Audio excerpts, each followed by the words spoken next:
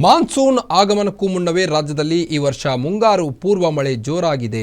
ಇದರ ಜೊತೆ ಮುಂದಿನ ದಿನಗಳಲ್ಲಿ ಮುಂಗಾರು ಮಳೆ ಭರ್ಜರಿಯಾಗಿ ಇಳಿಯಲಿದೆ ಅನ್ನೋ ಮಾಹಿತಿ ನೀಡಿದೆ. ಈ ವರ್ಷ ಹೇಗಿರಲಿದೆ ಮುಂಗಾರು ಮಳೆ ಬನ್ನಿ ನೋಡೋಣ. ಈ ಬಾರಿ ಮಳೆಗಾಲ ತರಲಿದೆ ಹರ್ಷೋತ್ಸವ.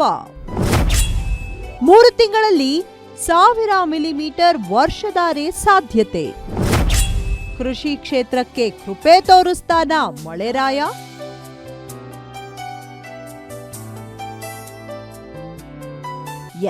ನೈಋತ್ಯ ಮಾನ್ಸೂನ್ ಆಗಮನದ ಮುನ್ನವೇ ರಾಜ್ಯದಲ್ಲಿ ವರ್ಷ ಮುಂಗಾರು ಮಳೆ ಆಶಾಭಾವ ಮೂಡಿಸಿದೆ. ಈ ಬಾರಿ ವಾಡಿಕೆಗಿಂತ ಹೆಚ್ಚು ಪೂರ್ವ ಮುಂಗಾರು ಮಳೆಯಾಗಿದೆ. ಈ ನಡುವೆ ಜನರಿಗೆ ಗುಡ್ ನ್ಯೂಸ್ ಎನ್ನುವಂತೆ ಈ ಬಾರಿಯ ಮಳೆಗಾಲದಲ್ಲಿ ದೇಶಾದ್ಯಂತ ಉತ್ತಮ ಮಳೆ ಆಗಬಹುದು ಎಂದು ಹವಾಮಾನ ಇಲಾಖೆ ಭವಿಷ್ಯ ನುಡಿದಿದೆ.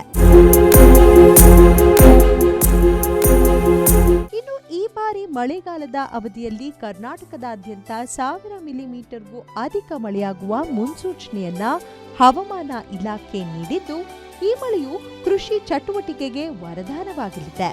ವಾಡಿಕೆಗಿಂತ ರೈತರು ಹೆಚ್ಚು ಬೆಳೆ ಬೆಳೆಯಬಹುದು. ಅಂದ್ರೆ ಕಳೆದ ಬಾರಿ 82 ಲಕ್ಷ ಹೆಕ್ಟೇರ್ ಪ್ರದೇಶದಲ್ಲಿ ಕೃಷಿ ಮಾಡಿದ್ರೆ ಈ ಬಾರಿ ಸುಮಾರು 82.48 ಲಕ್ಷ ಹೆಕ್ಟೇರ್ ಪ್ರದೇಶದಲ್ಲಿ ಕೃಷಿ ಮಾಡುವ ಸಾಧ್ಯತೆ ಇದೆ ಎನ್ನಲಾಗುತ್ತಿದೆ.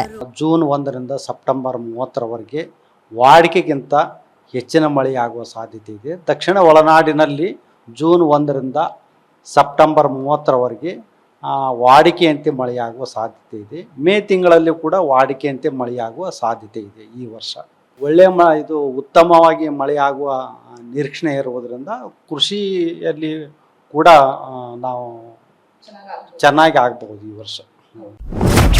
ಎಲ್ಲಿ ಎಷ್ಟು ಮಳೆ ಆಗಬಹುದು? ಕರಾವಳಿ ಜಿಲ್ಲೆಗಳಲ್ಲಿ 3101 ಮಿಲಿಮೀಟರ್ ಮಳೆ, ಮಲೆನಾಡು ಜಿಲ್ಲೆಗಳಲ್ಲಿ 1556 ಮಿಲಿಮೀಟರ್ ಮಳೆ, ಬೆಂಗಳೂರು ನಗರ ಸೇರಿ ಹಲವೆಡೆ 369 ಮಿಲಿಮೀಟರ್ ಮಳೆ, ಉತ್ತರ ಕರ್ನಾಟಕ ಭಾಗದಲ್ಲಿ 479 ಮಿಲಿಮೀಟರ್ ಮಳೆ.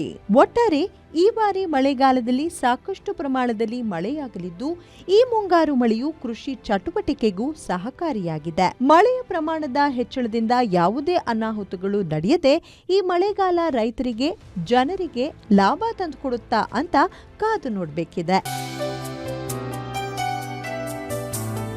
Shami Shetty, metro bureau, Guarantee news.